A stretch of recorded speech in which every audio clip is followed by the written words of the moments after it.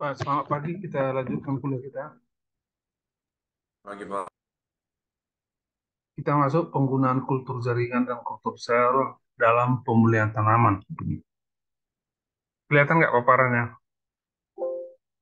Kelihatan, Pak. Ya, Baik, Tampak, Pak. baik. Kalau kita bandingkan terminologi metode tradisional dengan metode konvensional atau metode tradisional yang disebut juga metode konvensional, metode biasa, dan metode non konvensional artinya tidak biasa atau dikatakan dengan kata lain metode modern dalam pemulihan tanaman. Nah, kalau yang konvensional itu kita sudah pahami, yaitu eh, keragaman genetiknya dilakukan dengan memanipulasi gen-gen kromosom tanaman dan kemudian menghilangkannya dan kemudian memperbanyaknya, menseleksinya eh, tanaman-tanaman yang mengandung gen-gen yang diinginkan. Jadi tekniknya adalah teknik persilangan. Jadi dua tanaman yang berbeda disilangkan, lalu kemudian uh, turunannya diseleksi, dan diperolehlah kemudian turunan yang lebih baik. Nah, itu metode ini nanti kita akan bicarakan pada tanaman menyerbuk sendiri dan tanaman menyerbuk silang atau menyerbuk silang sebagian. Ada metodenya. Tapi ada juga metode non-konvensional atau modern, manipulasi genetik pada level sel. Jadi kalau tadi manipulasi genetik pada level gen atau pada level kromosom pada metode konvensional, pada metode modern manipulasi genetik pada level sel. Tekniknya yang digunakan adalah teknik kultur sel atau juga kultur jaringan. Itu tekniknya. Kalau di metode tradisional tekniknya adalah persilangan. Teknik kultur sel atau kultur jaringan itu digunakan pada pertama propagasi klon. Jadi klon diperbanyak, ya klon diperbanyak.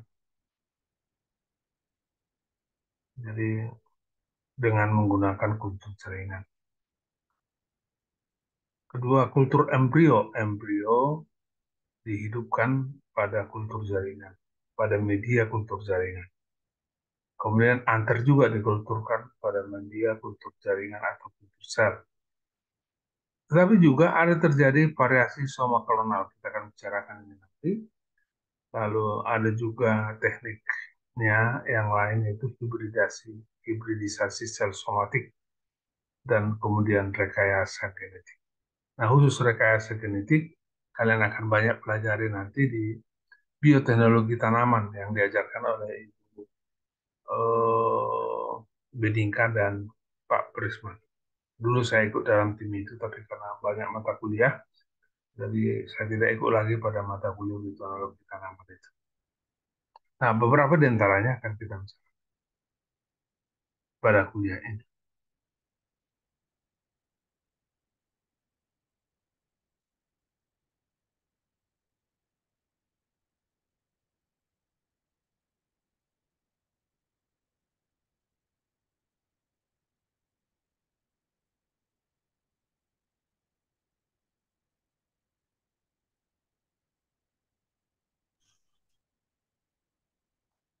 Nah, ini akan saya share nanti di grup kita ya, di grup kita. Penggunaan kultur sel dan kultur jaringan dalam pemulihan tanaman.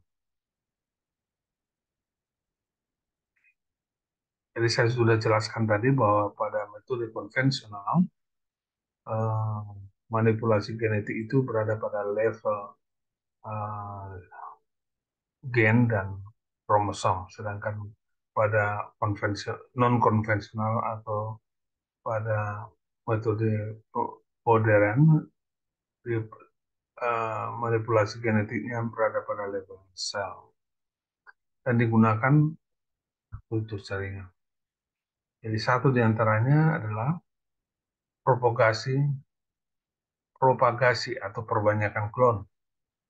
Dalam bahasa Inggrisnya clonal propagation. Jadi bahan-bahan genetik stocks dimultiplikasi dengan cara cepat, termasuk prosedur untuk isolasi material yang bebas patogen. Jadi propagasi klon itu bertujuan untuk memultiplikasi secara cepat bahan-bahan genetik dan juga mengisolasi material yang bebas patogen. Jadi ada klon yang diambil sel klon yang bebas patogen dimultiplikasi, diperbanyak. Kedua, kultur embrio culture. Embryo culture tujuannya adalah menyelamatkan dan memperbanyak embrio yang belum dewasa, immature embrio, setelah terjadi hibridisasi.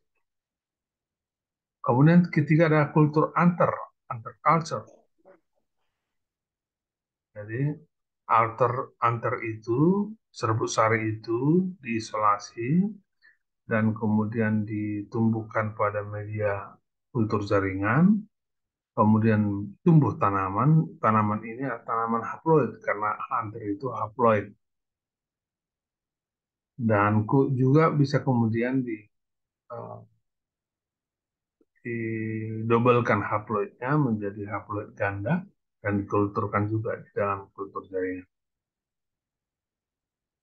Pada level kita 1, 2, 3 ini terlalu detail kalau kita bicarakan ya, ini untuk pasca sarjana ya detailnya. Tapi ini perlu dipahami juga pada tingkat S1 setidaknya konsepnya. Yang keempat adalah variasi soma-klonal variation, yaitu variasi genetik yang muncul pada sel-sel somatik yang dikulturkan secara in vitro. Nah, itu sebabnya pernah saya ungkapkan kepada saudara bahwa perbanyakan tanaman secara vegetatif menggunakan bagian-bagian vegetatif tanaman tidaklah menjamin bahwa maksud saya melalui kultur jaringan tidak menjamin bahwa turunannya akan sama genetiknya dengan induknya. Nanti kita bicarakan ya. Kemudian keenam adalah kelima adalah hibridasi sel somatic cell hybridization, yaitu penggabungan atau fusion protoplas dari dua jenis tanaman yang berbeda secara genetik. Misalnya, sel gentang digabungkan dengan sel tomat, menghasilkan sel baru yang kromosomnya terdiri dari sel kentang dan sel tomat. Keenam adalah rekayasa genetic engineering. Ini transformasi selular atau penyisipan melalui teknologi DNA recombination.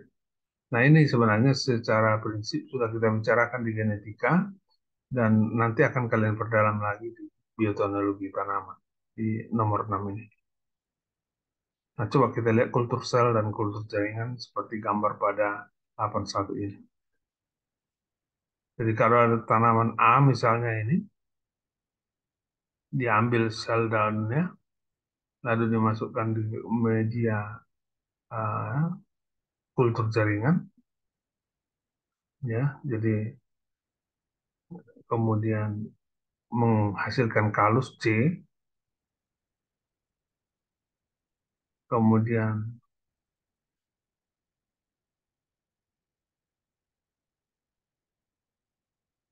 juga diproses produksi planlet, tanaman kecil, tanaman mino pada media kultur jaringan itu.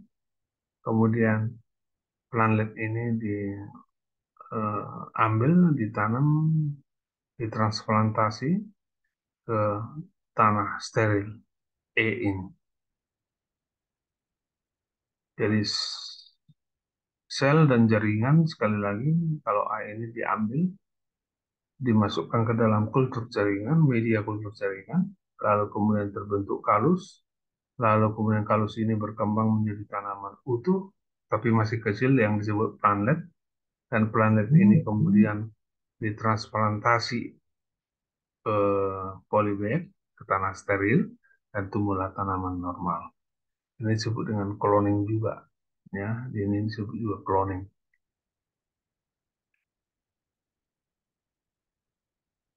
Nanti saya share sama kalian. Selanjutnya adalah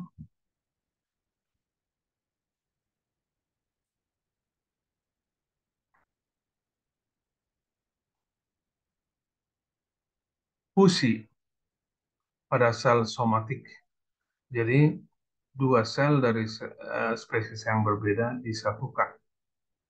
Metodenya sederhana, yaitu menghilangkan dinding sel dulu, ya, sehingga tinggal sitoplasma, lalu dua sitoplasma ini dimasukkan ke dalam uh, wadah, lalu yang kemudian kedua sel itu bergabung,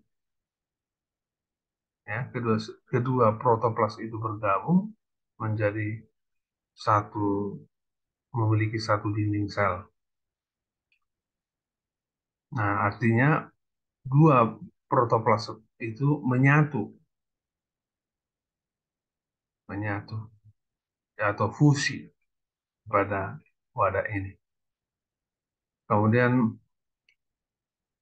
penyatuan daripada protoplas itu disebut hibrida, hibrida fusi protoplas. Atau fusi protoplas itu membentuk hibrida. Hibrida yang dimaksud di sini adalah penggabungan dua protoplas menjadi satu. Lalu kemudian berkembang menjadi planlet seperti yang tadi saya tunjukkan, ya. Jadi ini dimasukkan ke dalam fusi protoplas atau hibrida, ini dimasukkan pada wadah, kemudian di wadah itu tumbuh planlet, dan kemudian di planlet itu di, ditumbuhkan pada polybag yang steril, kemudian diregenerasi. Nah, penggabungan ini sudah berhasil dilakukan pada tomat dan kentang di berbagai negara, di Jerman khususnya. Tapi kemudian tidak menjadi tanaman komersial karena ternyata steril dia, karena tidak mengandung gen-gen yang, artinya waktu pembelahan sel tidak terjadi pembelahan sel yang normal. Tetapi secara ilmu pengetahuan itu dimungkinkan menghasilkan tanaman baru gabungan dari fusi protoplas dua spesies. Tapi belum berhasil sampai ke tingkat komersial.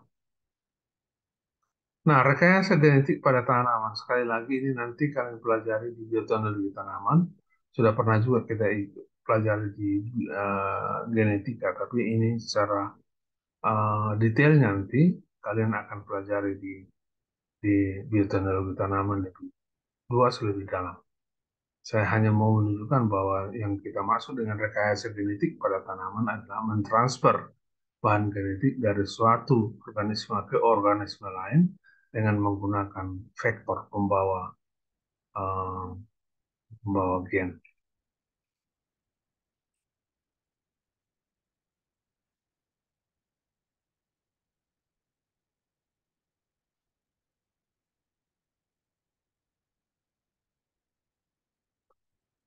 Itu saja bahan kuliah kita hari ini. Uh, nggak begitu rumit, singkat. Buka dulu video masing-masing.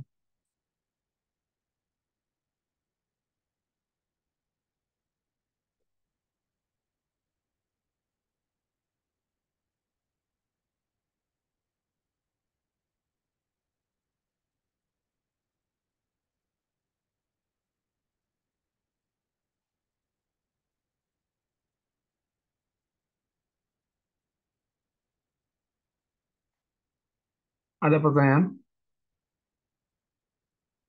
Tidak ada, Pak. Tidak ada, Pak.